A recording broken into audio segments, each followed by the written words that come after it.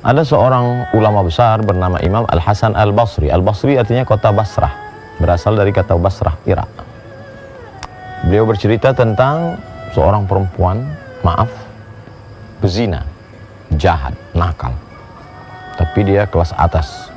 Dia hanya mau jika dibayar 100 dinar.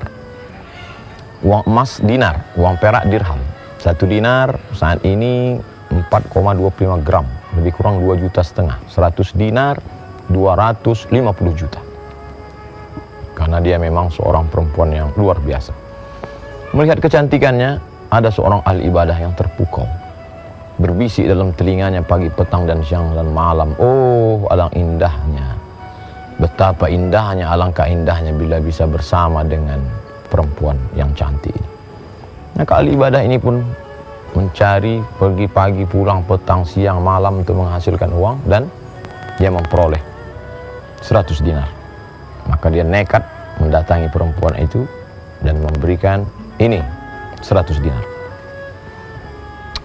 Ketika perbuatan itu akan dilakukan, tiba-tiba saja laki-laki ahli ibadah itu merasakan dalam hatinya rasa takut kepada Allah Subhanahu wa ta'ala. Sehingga dia pun segera berkata, wahai perempuan, ambillah uang 100 dinar ini. Aku tidak jadi melakukannya. Perempuan itu terkejut. Dan dia katakan, oh, tidak bisa begitu. Ambillah uang 100 dinar. Tidak. Kamu tidak boleh keluar. Lalu kemudian apa yang terjadi? Laki-laki ahli ibadah itu berkata,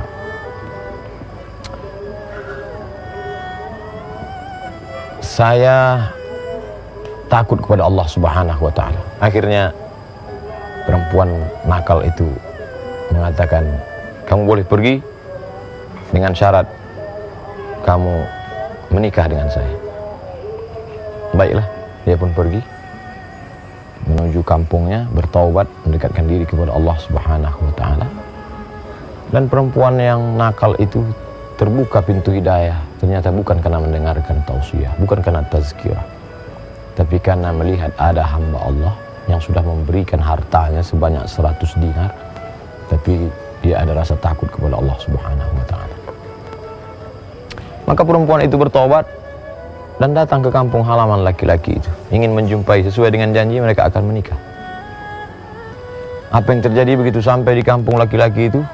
Tatkala laki-laki itu melihat perempuan yang dulu pernah menggoda hatinya, saat itu juga dia langsung jatuh dan mati menghadap Allah Subhanahu wa ta'ala karena rasa takut yang luar biasa. Perempuan itu kecewa. Kenapa tiba-tiba orang yang dia anggap menjadi pintu sebab hidayah taubatnya mati menghadap Allah? Lalu kemudian dia bertanya, apakah laki-laki ini punya saudara? Mereka menjawab, penduduk kampung berkata, ya, dia punya saudara kandung. Kalau begitu aku menikah dengan saudara kandung. Akhir kisah mereka pun menikah. Apa pelajaran yang dapat kita ambil? Bahwa selevel tinggi apapun ibadah seorang hamba, tetap juga berbisik dalam hatinya, karena setan tak pernah mati. La'aq'udanna lahum siratakal mustaqim, aku akan bengkokkan jalanmu yang lurus. La'atiyannahum min baini aydihim, aku akan datang dari depan, wa min khalfihim, dari belakang, wa an aymanihim, dari kanan, wa an syama'ilihim, dari kiri. Aku akan tetap datangi mereka dari depan, dari belakang, dari kanan, dari kiri, walaupun ahli ibadah.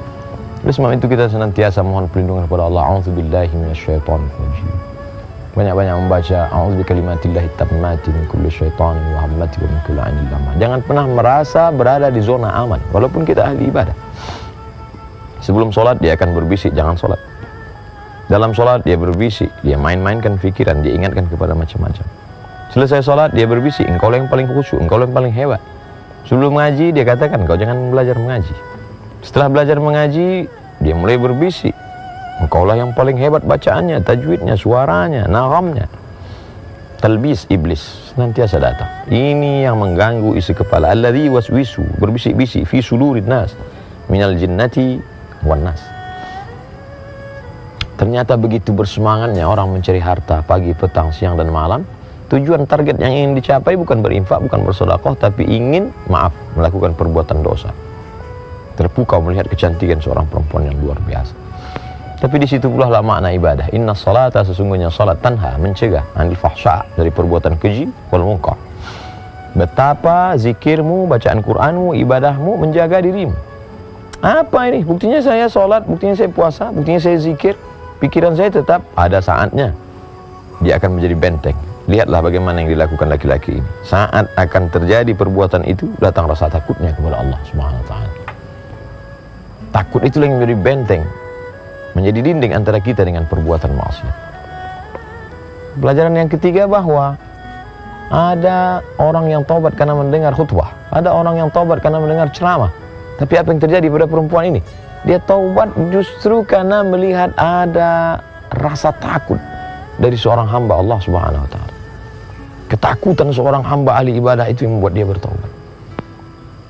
Tapi ternyata rasa takut itu membuat dia mati, dan mati dalam ketakutan. Tapi bukan karena takut miskin, bukan takut melarat, tapi karena takut kepada Allah Subhanahu wa ta'ala. Dan akhirnya perempuan yang bertaubat itu dipertemukan Allah dengan orang yang baik, dengan saudara orang baik. Begitulah Allah memberikan jalan kebaikan. Bahwa di awal hidup kita pernah salah, pernah berdosa, pernah silap, pernah khilaf, pernah melakukan perbuatan maksiat. Siapa yang tak pernah bersalah? Siapa yang tak pernah berdosa? Hikmah yang dapat kita ambil, bila awal dulu pernah hitam, legam, buruk, jangan sampai pada akhirnya tetap dalam keadaan berdosa. Mari kita perbaiki diri, mudah-mudahan kita selalu dalam bimbingan Allah Subhanahu wa ta'ala. Terima kasih. Assalamualaikum warahmatullahi wabarakatuh.